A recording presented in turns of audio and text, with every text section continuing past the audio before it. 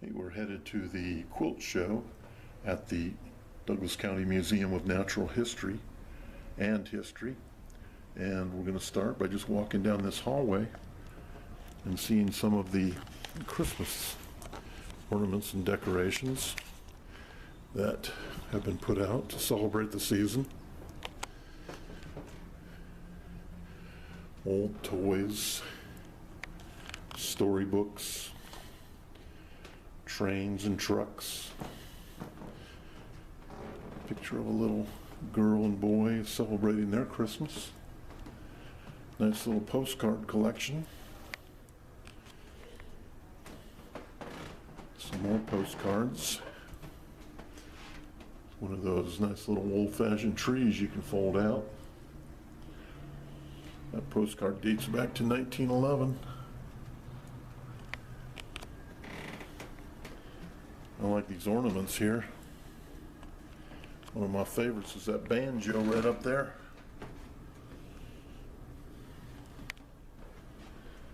I got some other beautiful little ornaments, and there's a little purse.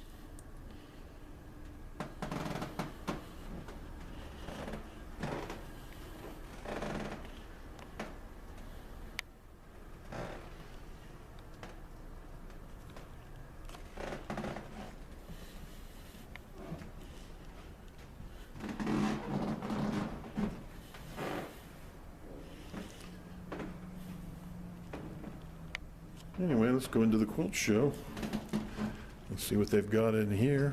Oh, look at that. There's a Crazy Quilt.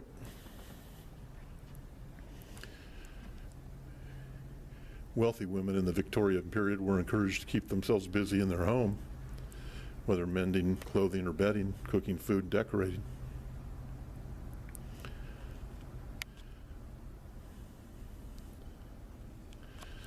Victorian hair art, that's an interesting thing there. They served as remembrances of people who passed away from accidents when they were young, or perhaps from disease. There was warfare and poor sanitation around the time of the Civil War. It's kind of creepy, but for lower class and lower middle class people, it was a nice remembrance of somebody to have a hair wreath. The Crazy Quilts are interesting.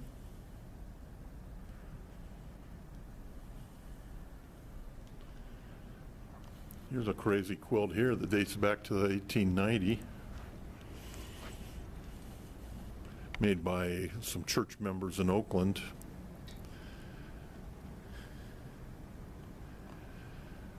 They used a lot of scraps of silk, velvet, and embroidered pieces, and their lap robes were handled with care, so a large number of these survived throughout the decades.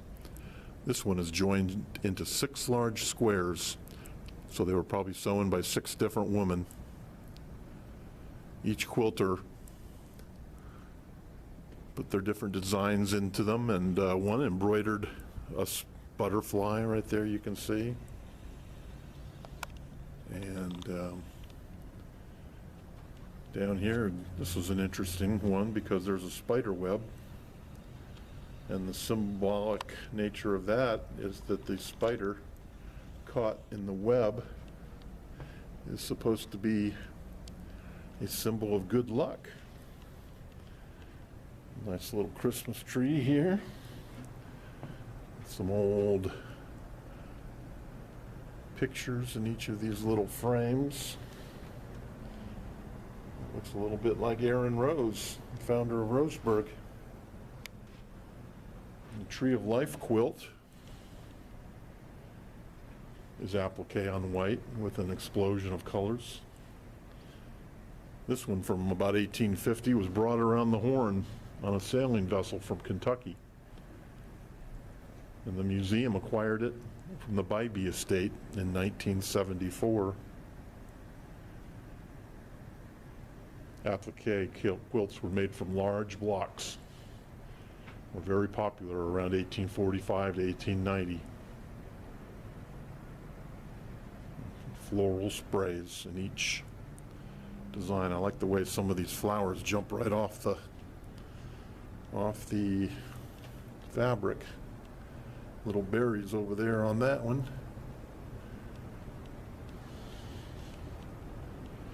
Another Tree of Life quilt here. Has similar type of embroidery. Looks like 4 different blocks on this one.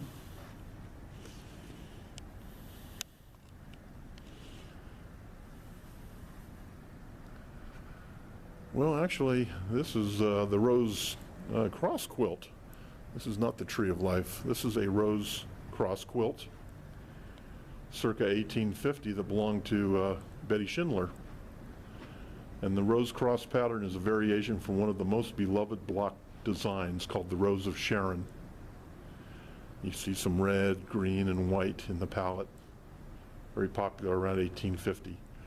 And while biblical scholars state that the plant, Rose of Sharon, which grows in Syria, is not truly a rose at all, the Rose of Sharon quilt was often made as a bride's quilt and in floral symbology. Of course, we all know that the red rose stands for romantic love. Here is another example of the Rose Cross quilt. You'll have to stand back a little ways to see this one. This is big. Just think of all the work that went into that, Kathy. Oh, that is just incredible that people had the time to do that. I know. And the desire to do it. Well, if you threw away all your TVs and all your cell phones, radios, phonographs, That's books, asking a lot, though, isn't it? then you'd have time to just sit around with your buddies. If you had time and no TV. Right. How do you think they do this, these little patterns that, The stuff that comes from the back. oh yeah, that's right, there's stuff on the back. I like these big ones, 102 by 86, this Rose Cross quilt from circa 1850. Oh, this is a different design called the Dresden Plate or Friendship Ring Quilt. Local women made this, and each woman is putting their name in the middle of the design they made. Dresden Plate quilt was one of the most popular during the 20s and 30s. It's also called, you know, maybe Grandmother's Sunburst, Friendship Ring, Aster, Dahlia, and Sunflower, or other names associated with this pattern. Many women, probably all belonging to the same church or club, came together to make this quilt. They made a bunch of blocks with fabric appliqued and a series of radiating petals with flat sides. And here's a nice little case with several other quilts. These are folded up. And what did you say that one was called, like the one we had? Yo-yo. Oh yeah, the yo-yo quilt. We had one similar to this that your grandmother made. You think it was your grandmother who made that? Yeah. Here's a Victorian Crazy Quilt dating to about 1898. Says the Japanese exhibit in the 1876 Philadelphia Centennial Expo inspired the Crazy Quilt craze in America with its asymmetrical design.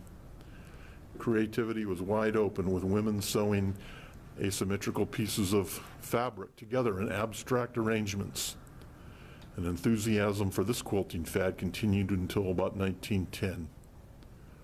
The horseshoe motif, of course, we know, stands for good luck. Kathy pointed out that she thinks the horseshoe should have been designed the other direction, to be open on top. But I guess that's up to the quilter. Let's see, what do we have here? Flower basket quilt from 1875, made by Ida Spencer in Grand Junction, Colorado. The back of the quilt is a blue cotton with a small fleur-de-lis pattern, and the quilt is bordered with a black flower pattern followed by a white border, finally with a purple center, and varied colored baskets of those colors. Yeah, it's kind of interesting. Nice subtle pattern, don't you think? I think that's all for the quilt exhibit here today.